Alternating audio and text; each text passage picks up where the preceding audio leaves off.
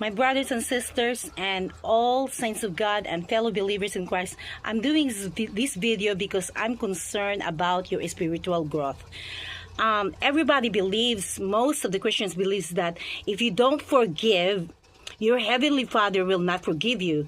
This is exactly the words of Jesus Christ on Matthew 6, verse 14 to 15. Yes, because Jesus walked under the law. Under the law and the Ten Commandments in Deuteronomy 28, if you don't obey God, if you don't follow Him, curse be upon your life. So in Matthew 6 verse 14, if you do not forgive, your heavenly Father will not forgive you. That is what religion taught. It is a tradition and religion taught.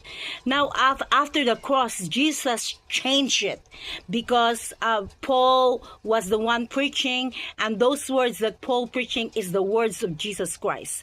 On Colossians 2 verse 13, we are dead in sins. It says there, I don't have my Bible, Colossians 2 verse 13, read it to yourself. We are dead in sins and all our trespasses are forgiven.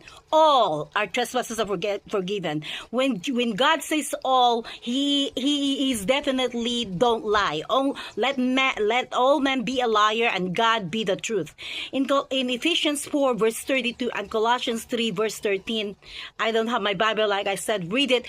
Ephesians 4 verse 32, Colossians 3 verse 13, love one another, be kind to one another as Christ has forgiven you, as Christ has forgave you. In any translation of the Bible, go look for it and search for it. Any kind of translation, NIV, NLT, King James, New King James, Amplified Bible, okay, tender-hearted, love one another because Christ has forgive one another because Christ has forgiven you. Forgive one another because Christ has forgiven you. Yeah, it says there in Ephesians 4:32, Colossians 3 verse 13, forgive one another because Christ has forgiven you. So we have to forgive and forget because Christ has forgiven us. He is not a conditional God anymore. That is Old Testament. That is under the law. Now you are mixing the law and grace in the church, which is very dangerous. In Hebrews 8, it said that He will not remember your sins anymore.